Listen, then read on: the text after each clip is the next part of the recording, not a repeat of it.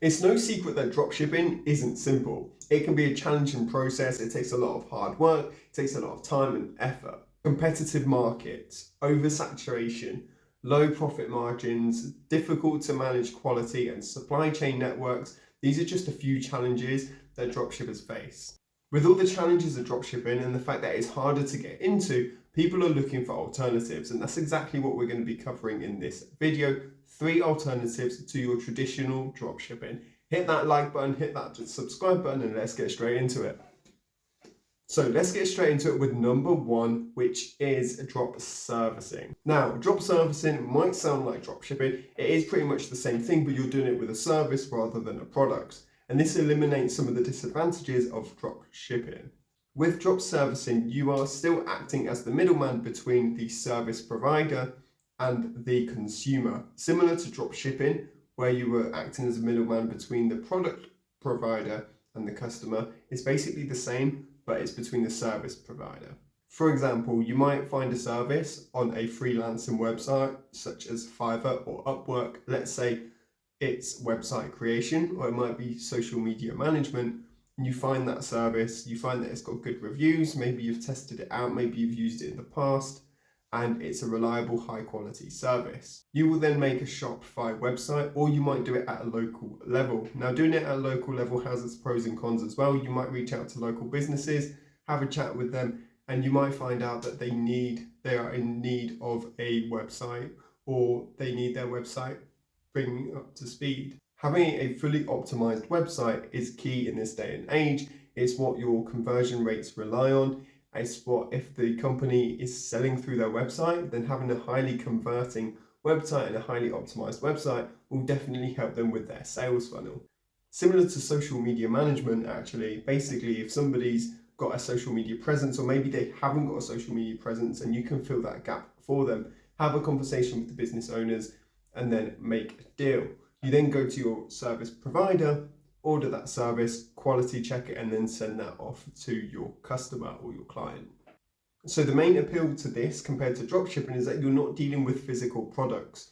You're not ordering a product off AliExpress or from an agent or from a fulfillment center. So there's no physical product. So when the customer gets it, there's going to be 0 chance of refunds. I'm not saying you're not going to get customer complaints if the service you're providing is bad, but there'll be no refunds, there'll be no shipping delays or anything like that. You have more control over that aspect of the business model. The disadvantage is morality concerns. So some people don't like the fact that you're outsourcing that to a third party. Some people disclose it, some people don't. I would personally disclose it to your client and to your customer. And if they don't like it, and if you can complete the service yourself, maybe it's logo creation, you can use a tool like Canva. If it's something like that, then you can do that yourself, and then that kind of eliminates that. If it's something that you can't physically do yourself and you need a service provider, I would word it that you have a team of freelancers, or you have a wider team that you reach out to, or a third party that support you with your orders. The second alternative to dropshipping is print on demand, also known as POD. Now, what POD is basically you create and upload a design to a print on demand service provider, and they will print that onto your chosen product and ship that straight out to the customer. For example, Redbubble is a marketplace for print on demand items. Anybody can set up a Redbubble account within about 15 minutes. They upload their designs to a product. It might be something like a t-shirt, it might be a hoodie, it might be stationery, it might be a mug. It could be anything that they have on their website. And then once that's uploaded, you add a description, you add a title, optimize your keywords, and then you can start selling that item. The main advantage of print on demand is that it is easy. It is nice and simple, because again, like dropshipping, you aren't touching that product. It's through a print on demand service provider, so they have a pretty clear refund policy, which is absolutely fine. And they also deal with the fulfillment, so you don't deal with anything like that. If there's any product issues, they deal with it as well. They take care of everything.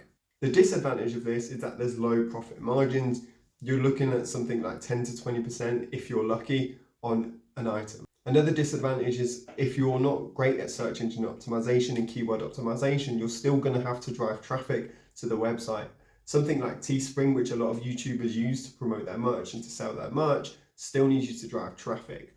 So if you've already got an audience, if you've already got a following, then you can use something like Teespring, direct them to there where they can purchase your products. Your products being your designs that you've uploaded to a given item. So how to get started with print on demand? I would personally start off with Redbubble. That's the easiest to start. It takes, like I said, it takes 10 to 15 minutes to set up. You can upload your design, and if you've not created your design, I would definitely start with Canva. Again, I rave about this all the time. I'll put a link down in the description so you can sign up to it. But basically with Canva, there's hundreds and hundreds of templates that you can use. There's even t-shirt design templates that you can go in there. You can change the photo, change the colors, make it your own design. It's very easy to do. I don't have a design background. It's what I use for everything. And then you can upload your design onto your chosen product and then start selling. Now, if you want to hear more about the t-shirt side hustle in general, then do check out my video where I go over the t-shirt side hustle, which is basically print on demand. The third alternative is selling on Etsy, but not just any Etsy selling. This is selling digital items on Etsy. Remember, we're looking at alternatives to dropshipping, so we're trying to get over and overcome the disadvantages of dropshipping. So the main disadvantage is physical products. You don't have that if you're selling digital products. You don't necessarily have to sell digital items on Etsy. You could still sell digital items on Shopify, but with Etsy, it's its own marketplace. So again, like Redbubble, if you can optimize those keywords, it means you don't have to spend so much money on advertising and marketing.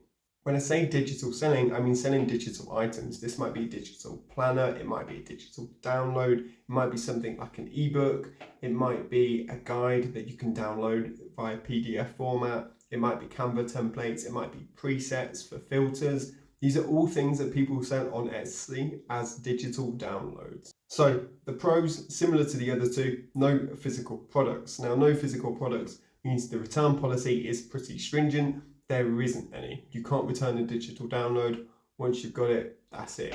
You have it. The disadvantage being that the whole business model relies on customer service and it relies on reviews. Especially on Etsy, it's a lot easier to become a 5-star seller if you're selling digital downloads because there's less things that can go wrong, because with physical products, each individual product, with a digital download, you create it once. That's another advantage. You create the product once and then you can sell it as many times as you can, really.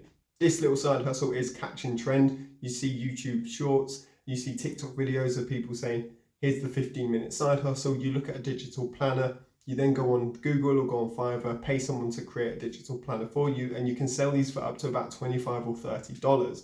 Now, with it being a digital download, you don't have stock. Again, once you create it once, you can keep selling it. So the profit margins for this are a lot better than the other two. So how to get started? I don't have a video to recommend on this one just yet, but to get started, I would definitely start with Etsy. Now, I do have loads of Etsy videos, so feel free to check out my Etsy playlist on how to increase sales, how to optimize your search engine optimization, and how to optimize keywords.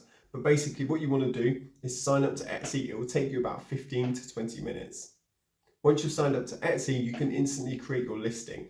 Now, if you already have the product, great. If you don't, go on Fiverr or Upwork or go on digital planners on Google and make sure there's no copyright infringements there, and then you can start selling that item. So some ideas for digital downloads on Etsy are a home planner, product labels, order inserts, business cards, invitations. The wedding niche in the summer is absolutely insane. It's very hot. So you could do wedding invitations going into 2023. It would be a very popular niche. You could also have printable games, party banners. You could have party decor, menu templates, sewing patterns. Anything along those lines can be sold as a digital download or as a printable, and that's it, you're sorted. As soon as you sell that item, it's just your customer service that you need to be on top of. No order fulfillment, does it all for you, and yeah, nice and simple. So definitely something to consider. So let me know in the comments which one of these three that you like the most, which one are you going to give a try. Have you already tried one? What was your experience? Because I would love to know. And if you want to see a video of me trying one of these for 24 hours or maybe for a week, then again, let me know, because all it takes is one comment and I'll make a video. This video was on the back of one comment of, is dropshipping worth it and what are the alternatives? So all you need, comment once and I'll make the video. That's all it takes. Thanks ever so much for watching. Don't forget to hit that like button and hit the subscribe button because I post every week. Thanks so much and I'll see you in the next one.